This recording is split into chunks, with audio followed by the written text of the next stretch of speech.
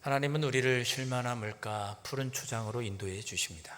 우리 찬양했던 것처럼 하나님은 430년 동안 애굽 땅에서 종살이 하던 그들을 쉴만한 물가 푸른 초장으로 인도하여 주십니다. 애굽 땅에 10가지 재앙을 내리셨고, 특별히 마지막 10번째 재앙은 장자를 죽이는 그런 재앙이었습니다. 그런 재앙을 통해서 하나님은 애굽 땅에서 이스라엘 백성들을 자유자로 노예에서 해방해 주셨습니다. 그것을 기념하는 절기가 유월절이죠. 구원의 하나님, 승리의 하나님, 우리를 해방시켜 주시는 하나님, 치유하시고 회복시켜 주시는 하나님을 볼 수 있었던 절기가 유월절 절기입니다. 자, 그런 10가지 재앙을 통해서 이스라엘 백성들을 애굽 바로 왕은 풀어주게 됩니다. 그런데 사람의 마음이 참 간사해서 그렇게 재앙을 당할 때는 마음이 괴롭고 힘드니 이스라엘 백성들을 풀어주겠다라고 애굽의 바로 왕이 결정을 내렸습니다. 결국 그 결정 때문에 이스라엘 백성들이 애굽에서 나가게 되죠. 자유자로 해방을 얻게 됩니다. 그런데 10번째 재앙, 장자가 죽는 그 재앙이 끝난 후 어느 정도 마음을 추스리고 나니까 그렇게 떠나버린 노예가 너무나 아까운 거죠. 어쩌면 약 360만 명에 이르는 그 엄청난 노동력을 포기할 수가 없었습니다. 욕심이 들었던 거죠.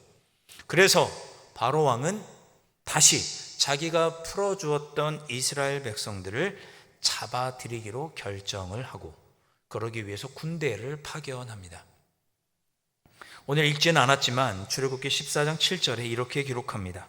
선발된 병거 600대와 애굽의 모든 병거를 동원하니 지휘관들이 다 거느렸더라. 이 얘기는 무엇입니까? 이스라엘 백성들을 다시 애굽 땅으로 데리고 오기 위해서 최고의 무기와 가장 훌륭한 지휘관들, 병사들, 모든 병사들을 모아서 이스라엘 백성들의 뒤를 쫓았던 것입니다. 여러분, 이스라엘 입장에서는 갑작스러운 날벼락이 아닐 수가 없습니다. 하나님의 은혜로 구원받아서 이제 가나안 땅에 들어가게 되었는데, 자유자가 되었는데 뒤에서 애굽 군사들이 쫓아오는 것을 깨닫게 되었으니 갑작스러운 날벼락을 맞이한 것 같은 그런 상황입니다. 하나님께서 약속하신 가나안 땅으로 기쁘게 발걸음을 옮기던 이스라엘 백성들에게 다시 힘들고 어려운 두려운 순간이 찾아온 것입니다.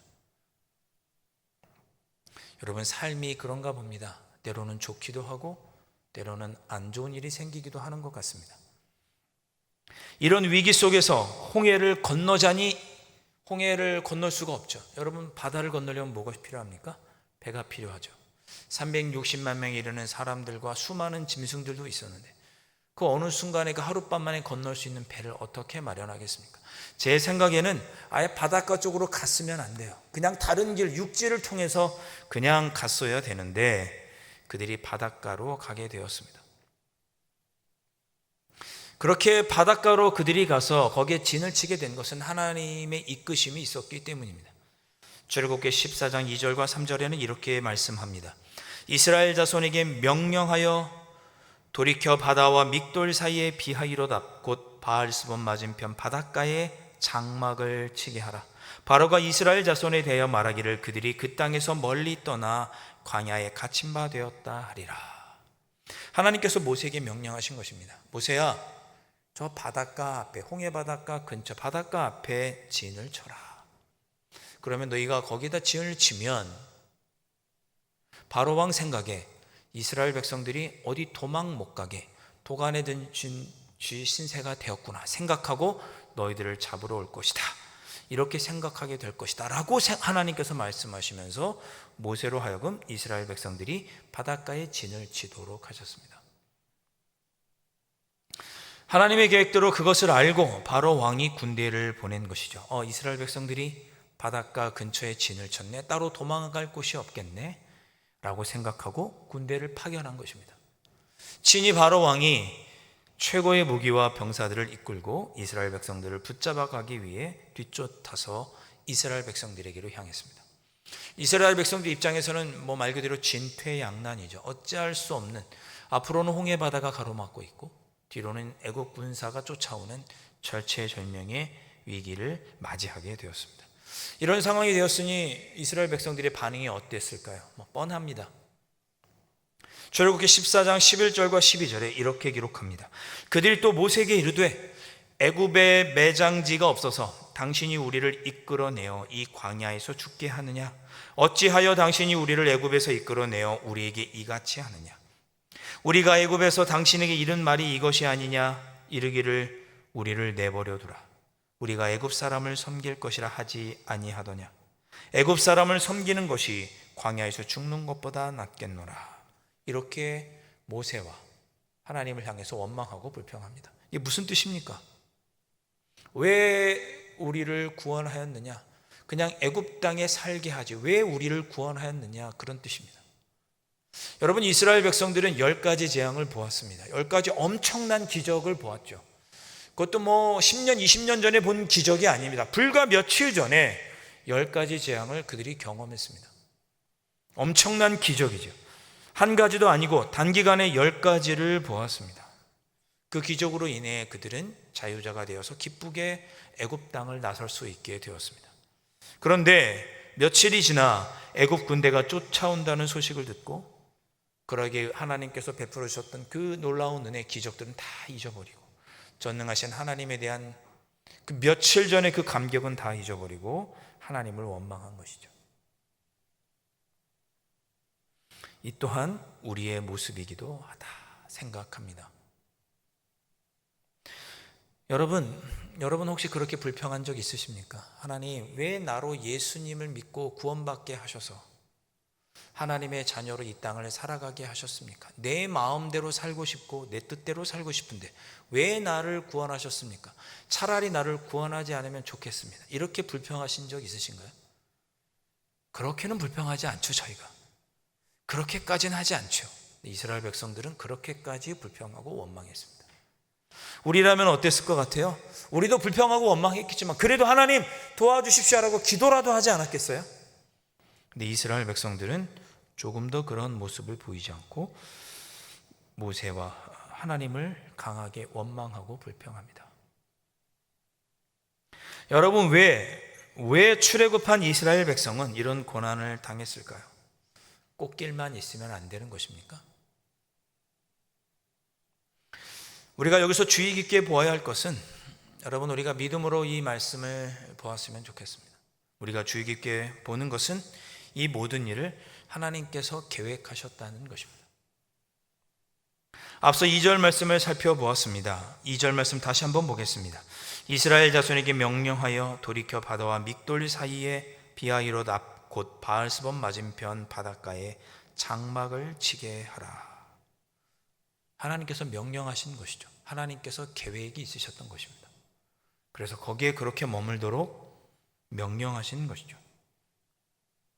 그래서 애굽 군사들은 이스라엘 백성들이 도간에 든지라고 생각할 수밖에 없었습니다. 글쎄요, 저는 낚시를 안 해봤지만 미끼를 던진 거죠. 하나님께서 애굽 군대를 몰살하기 위해서 이스라엘 백성들 어떻게 보면 미끼로 내놓으신 거죠. 그래서 애굽 군대가 이스라엘 백성들이 도간에 든지라고 생각하고 이스라엘 백성들을 붙잡기 위해 쫓아오도록 하나님은 계획하신 것입니다. 그래서 이스라엘 백성들의 원망과 불평을 들으며 모세는 이렇게 말합니다. 출애굽기 14장 13절과 14절.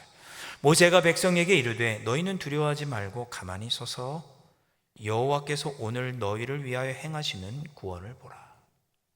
너희가 오늘 본 애굽 사람을 영원히 다시 보지 아니하리라. 여호와께서 너희를 위하여 싸우시리니 너희는 가만히 있을지니라. 아멘. 자, 이 방금 읽었던 13절, 14절이 하나님의 계획이었습니다. 하나님은 이스라엘 백성들을 괴롭혔던 애굽을 멸망시키기를 원하셨고, 그리고 그 일로를 통해 이스라엘 백성들이 하나님께서 행하시는 구원을 보고 하나님을 경외하고 믿고 신뢰하는 삶을 살아갈 수 있게 되기를 하나님께서는 원하셨습니다. 그 일을 위해서 하나님은 이스라엘 백성들을 바닷가에 진을 치게 하셨고, 그렇게 하나님은 계획 가운데 이끌어 가셨던 것입니다. 오늘 모세의 얘기는 이런 것 아니겠습니까? 여러분 두려워하지 마십시오. 하나님께서 우리를 구원하실 것입니다. 우리를 쫓아오는 애국 군대를 하나님께서 멸하실 것입니다. 그런 계획을 하나님께서 갖고 계십니다. 그렇게 이스라엘 백성들에게 격려했습니다. 15절 말씀, 여호와께서 모세에게 이르시되 너는 어찌하여 내게 부르짖느냐? 이스라엘 자손에게 명령하여 앞으로 나아가게 하고. 하나님은 모세에게 앞으로 나아가라고 명령했습니다. 그래서 모세는 이스라엘 백성들에게 이렇게 얘기했습니다. 이스라엘 백성들이요, 지금 앞에 홍해가 가로막고 있고 뒤에 애굽 사람들이 쫓아온다고 해서 아이고 죽겠네, 여기 우리 주저앉아 있지 맙시다. 앞으로 하나님을 믿고 나아갑시다. 그렇게 권면한 것입니다. 그렇게 말하고 모세는 담대하게 홍해 바다를 향해 나아갔습니다. 그러자 하나님께서 역사하셨습니다. 어떻게 역사하셨습니까? 먼저는 이스라엘 백성들이 광야를 갈 때 그 앞서 행하던 천사와 구름 기둥, 이스라엘 백성들이 어디로 가야 할지 알려주셨던 천사와 구름 기둥이 이스라엘 진영 앞에 있다가 제일 뒤로 옮겨갔습니다. 이스라엘 백성과 애국 군대 사이에 천사와 구름 기둥이 서더니 애국 군사들이 이스라엘 백성들 있는 쪽으로 오지 못하도록 방해했습니다. 애국 군대 쪽에는 어두움이 임했고 구름 기둥이 그들을 혼란하게 해서 이스라엘 백성들이 오는 쪽으로 접근하지 못하도록 했습니다. 그리고 이어서 모세는 손에 들고 있던 지팡이를 가리켜서 홍해를 가리켰습니다. 그러자 동풍이 불기 시작했습니다. 하나님께서 일으키신 바람이었죠. 21절 오늘 읽었던 말씀에 이렇게 기록하고 있습니다. 모세가 바다 위로 손을 내밀매 여호와께서 큰 동풍이 밤새도록 바닷물을 물러가게 하시니 물이 갈라져 바다가 마른 땅이 된지라. 아멘. 하나님께서 밤새도록 강한 바람을 불러오셨습니다. 동풍이 불도록 하셔서 바다가 갈라질 정도로, 양쪽으로 바다가 갈라질 정도로 바람이 크게 불게 하셨고, 그 바람이 불어서 바닷물이 갈라지더니 그 바다가 있던 자리가 육지같이 되게 하셨습니다. 22절에 이스라엘 자손이 바다 가운데를 육지로 걸어가고 물은 그들의 좌우에 벽이 되니, 물이 바람에 끊기게 되자 바닥이 드러났고 바다가 마른 땅이 된 것이죠. 그래서 이스라엘 백성들은 마치 육지처럼 한가운데로 걸어가게 되었습니다.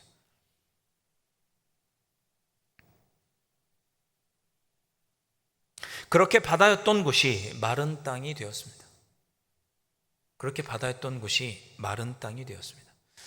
바다가 마른 땅이 된 거예요. 자고 일어났더니 바다가 마른 땅이 된 거죠. 이것은 하나님께서 새롭게 창조하신 것을 의미하는 것입니다. 하나님께서 우리 앞에 홍해를 변화시키셔서 가르셔서 새롭게 그곳을 창조하셔서 우리 앞에 마른 땅을 허락해 주신 것입니다. 그것을 누가 보았느냐? 애굽 군대가 보았습니다. 저렇게 이스라엘 사람들이 바다를 마른 땅같이 가네? 우리도 얼른 저기로 가서 이스라엘 백성들을 잡아들이자. 그리고 애굽 군대도 홍해 바다 가운데로 뛰어들게 됩니다. 마른 땅이니까 뛰어들었겠죠. 그러자 하나님께서 모세에게 명령하셨고, 모세는 다시 지팡이를 가리켜 바다를 가리켰더니, 지팡이를 들어 바다를 가리켰더니 멀리서부터 다시 바닷물이 그 물의 원래의 기운을 회복하였고, 물이 다시 회복되므로 그 가운데 있던 애굽 군대는 물살에 휩쓸려 모두 죽고 말았습니다. 이 사건으로 인해서 애굽은 큰 군사적 경제적인 타격을 받게 됩니다. 세계사를 보아도 이 사건 이후로 애굽이라고 하는 나라, 이집트라고 하는 나라가 바벨론이나 아수르 지역으로 진출하지 못하게 됩니다. 엄청난 군사적 경제적인 타격을 입게 된 것이죠. 여러분, 이 모든 것은 하나님의 계획이었습니다. 18절에 이렇게 기록합니다. 내가 바로와 그의 병거와 마병으로 말미암아 영광을 얻을 때에야 애굽 사람들이 나를 여호와인 줄 알리라 하시더니, 하나님은 애굽 군대의 병거와 마병을 물에 수장시키심으로 하나님의 영광을 나타내기를 계획하셨고 이루신 것입니다. 31절 말씀, 이스라엘이 여호와께서 애굽 사람들에게 행하신 그 큰 능력을 보았으므로 백성이 여호와를 경외하며 여호와와 그의 종 모세를 믿었더라. 이 사건으로 인해서 이스라엘 백성들은 살아계신 하나님을 알고 더욱 하나님을 믿고 경외하고 의지하는 그런 삶을 살아가게 되었다. 이러한 계획을 하나님이 갖고 계셨다는 것을 보여주시는 말씀입니다. 사랑하는 성도 여러분, 오늘 말씀이 여러분에게 좀 힘들고 어려운 이야기일 수 있습니다. 왜요? 하나님께서 우리의 삶을 계획하고 계심을 여러분 받아들이실 수 있겠습니까? 하나님께서는 좋은 일, 성공과 성취를 사용하실 뿐만 아니라 때로는 우리의 삶의 고난을 통해서도 하나님의 영광을 나타내시고 우리로 하여금 더욱 하나님을 신실하게 믿고 의지하도록 하십니다. 이것을 여러분 믿고 받아들이실 수 있겠습니까? 재미있게 살펴볼 말씀이 있습니다. 이스라엘 백성들이 바다를 마른 땅과 같이 육지같이 건넜다고 표현했습니다. 21절, 22절, 29절에 그런 표현이 있죠. 여기 마른 땅이라고 하는 단어, 바다를 마치 마른 땅과 같이 육지같이 건넜다고 했습니다. 이 마른 땅이라고 하는 단어, 히브리 원어로 하라바 이렇게 발음합니다. 하라바. 그런데 이 하라바는 히브리어로 칼, 음식 만들 때 쓰는 칼, 사람을 찌르는 칼, 전쟁할 때 쓰는 칼, 그 칼을 히브리 말로 헤레브 이렇게 발음했습니다. 그러니까 하라브, 헤레브 비슷하죠? 학자들은 말합니다. 하나님께서 이스라엘 백성들을 구원하시기 위해, 하나님의 영광을 드러내시기 위해 마른 땅이라는 칼을 사용하셨다. 학자들은 그렇게 말합니다. 바다가 육지같이 되었으니 말을 탄 병거와 애국 군사들이 들어섰겠죠. 그러니 하나님은 마른 땅을 칼처럼 사용하셔서 애국 군대와 병거를 무찌르신 것입니다. 여러분, 때로 여러분의 삶의 고난이 하나님의 영광을 드러내기 위한 여러분에게 칼과 같은 것이 될 수 있다는 것을 여러분 받아들이실 수 있겠습니까? 하나님께서 애국 군사를 치실 때 혹시라도 애국 군사가 도망갈까 봐 저기 물이 내려오네, 도망가야지, 막 뛰어서 도망갈까 봐, 혹시 아니면 말을 잘 타는 사람이 저기 이스라엘 백성들 간에 먼저 말 타고 가서 혹여라도 이스라엘 백성들 한 명이라도 해코지 할까 봐 하나님은 철저하게 준비를 하셨습니다. 24절에 보면 새벽부터 애굽 사람들을 어지럽게 하셨고 25절을 보면 애굽 군대의 병거가 빨리 달리지 못하도록 병거의 바퀴를 하나님께서 다 빼버렸어요. 어떻게 병거가 달릴 수 있겠어요? 그들이 혼란스럽고 어지러워서 감히 이스라엘 백성의 뒤를 쫓을 수 없었고, 그때 하나님께서 다시 물을 회복시키심으로 물이 덮쳐서 애굽 군대가 모두 수몰당하게 됩니다. 28절에 하나님의 계획에 따라 애굽 군대는 하나도 남지 않았다고 기록하고 있습니다. 저는 개인적으로 이 하나님께서 홍해를 건너게 하신 이 사건, 애굽 군대를 무찌르신 이 사건이 이스라엘 백성들이 나중에 가나안 땅에 들어가서 여리고 성을 점령하는 것보다 더 크고 위대한 사건이라고 생각합니다. 이스라엘 백성은 아무것도 한 게 없어요. 아무것도 한 게 없어요. 그냥 건너갔어요. 애굽 여리고 성을 점령할 때는 성을 7바퀴라도 돌기라도 했죠. 아무것도 한 게 없어요. 하나님은 단 한 명도 다치거나 죽은 사람이 없도록 완벽한 승리를 이루셨습니다. 그러기 위해서 하나님은 계획하셨습니다. 저와 여러분의 성공과 성취, 좋은 일들을 계획하시기도 하실 뿐만 아니라 때로는 고난을 통해서도 이런 역사가 일어나도록 하나님은 우리의 삶을 계획하고 계십니다. 저와 여러분의 삶을 가로막고 있는 홍해와 같은 삶의 문제들, 우리를 잡아먹을 듯이 쫓아오는 삶의 문제들, 여러분, 이 모든 것을 통해서 하나님은 영광을 나타내시고 우리가 하나님을 더욱 믿고 경외하며 살도록 계획하고 계시는 것은 아닐까요? 고난 중에도 하나님을 경외하고 하나님을 의지하는 우리에게 결국은 승리와 회복을 주셔서 우리가 더욱 하나님을 의지하고 경외하며 살아가도록 하나님은 오늘도 우리의 삶을 계획하고 계시는 것 아닐까요? 우리의 모든 삶은 하나님의 계획 안에 있다는 것을 여러분 받아들이실 수 있겠습니까? 오늘 말씀은 우리에게 그렇게 권면하고 있습니다.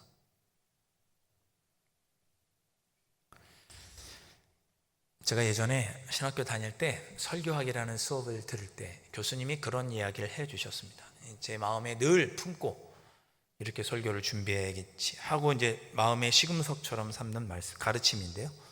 교수님이 그런 얘기 하셨습니다. 여러분, 설교에는 복음이 들려져야 됩니다. 이런 얘기를 하셨습니다. 설교 중에는 복음이 들려져야 합니다. 그렇게 이야기를 하셨습니다. 그렇게 가르쳐 주셨어요. 복음이 무엇입니까? 구원의 기쁜 소식이 복음이죠. 그럼 구원은 무엇입니까?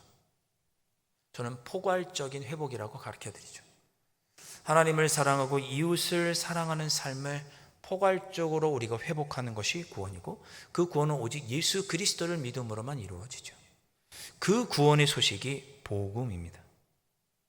여러분이 오늘 하나님께서 홍해 바다를 가르시고 삶의 문제로 힘들고 어려워하는 이들에게 하나님께서 계획을 갖고 계시다고 하는 이 소식이 여러분들에게 복음으로 들려줄 수 있기를 주님의 이름으로 축복합니다.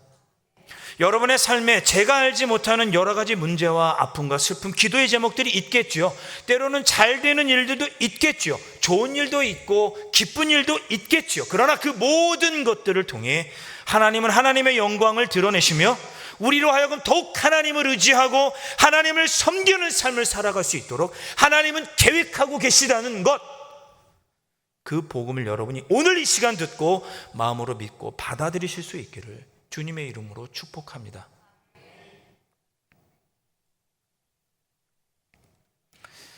여러분, 믿는다는 문제는 사실은 쉬운 문제는 아닙니다.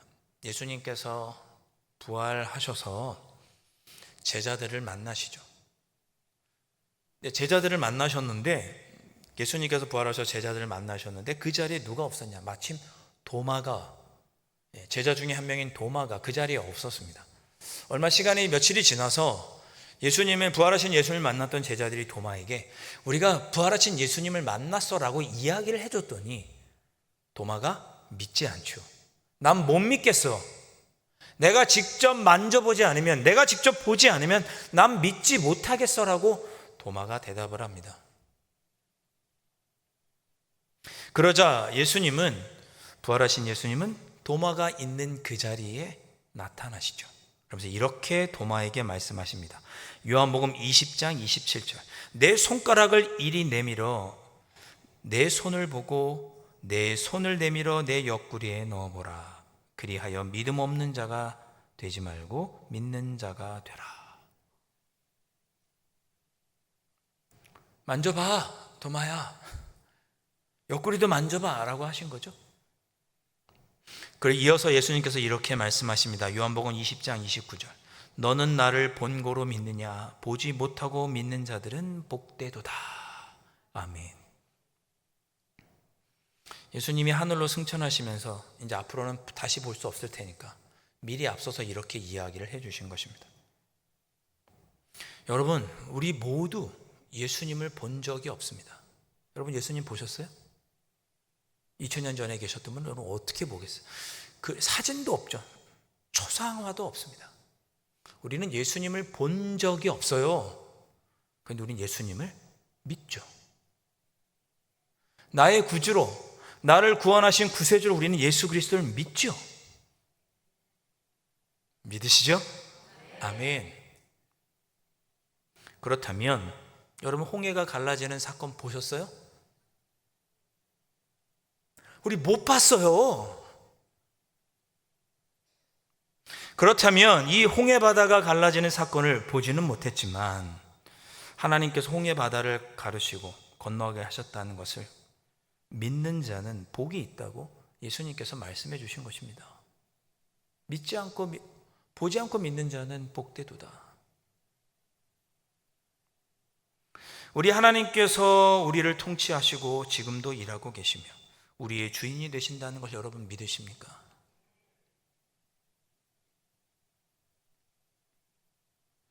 출애굽기 15장으로 넘어가면, 바로 이어서 출애굽기 15장으로 넘어가면 모세가 하나님을 찬양합니다. 찬양하는, 모세가 하나님을 찬양해요. 그렇죠.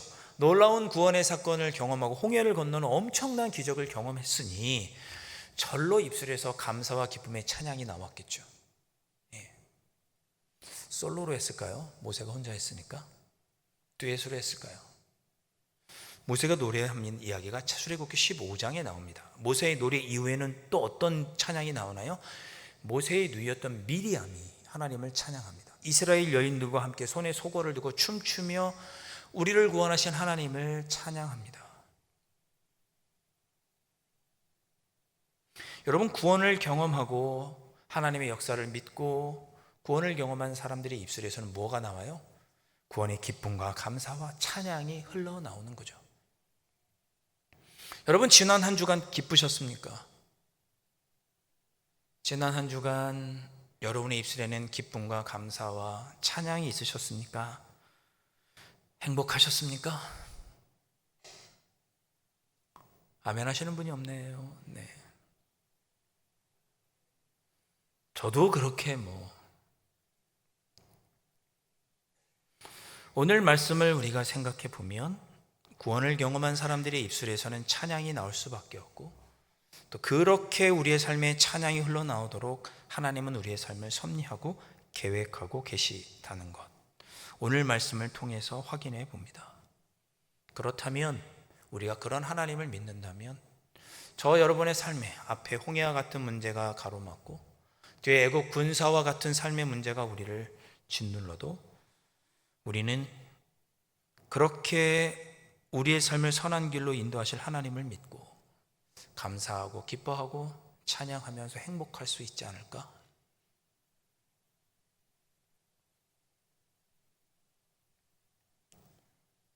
새벽에 제가 에스겔 말씀으로 요즘 새벽 기도를 하고 있습니다.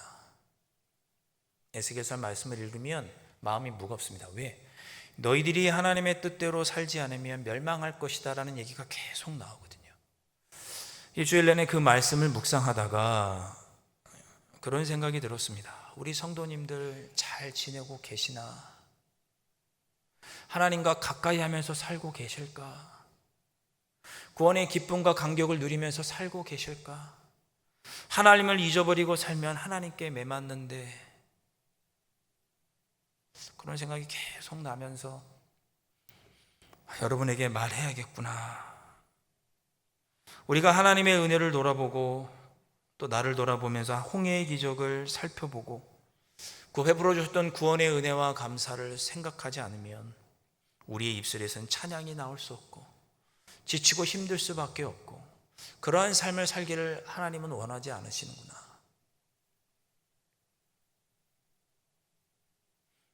아는 사람은 좋아하는 사람을 이길 수 없고 좋아하는 사람은 즐기는 자를 이길 수 없다고 공자가 말했죠. 신앙의 비밀도 그러하지 않을까 생각합니다. 하나님께서 베풀어 주신 놀라운 은혜와 섭리, 우리 안에 계획하고 계시는 그 하나님의 놀라운 계획을 믿음의 눈으로 바라보며 살아가는 자는, 그 은혜 속에 기쁘고 즐겁게 찬양하며 사는 자를 그 누가 이길 수가 있겠습니까? 때로는 고난이 찾아오더라도 하나님의 계획 안에 있음을 믿음으로 받아들이십시오. 그렇게 살아갈 때 우리의 신앙은 기쁘고 즐겁고 행복하며 성숙할 수 있을 것입니다. 어쩌면 그 드라마틱하고 극적인 사건이 우리의 삶에 일어나지 않는다 할지라도 하나님께서 이미 베풀어 주신 은혜의 사건들을 돌아보십시오. 다시 돌아보시면 하나님께서 우리를 홍해 바다를 건너게 하시고 애국 군대와 같은 문제로부터 지금까지 지켜주셨음을 깨닫게 될 것이고, 우리의 입술에서는 절로 기쁨과 감사가 나올 것이며 오늘 내 앞을 가로막고 있는 홍해 바다도 더 이상 두렵지 않게 될 것입니다. 이것을 받아들이라고 오늘 하나님께서 우리에게 권면해 주십니다. 이 말씀을 마음에 품으시고 기쁘고 즐겁게 행복하게 신앙생활 하시는 여러분들 되실 수 있기를 주님의 이름으로 축복합니다. 기도하겠습니다.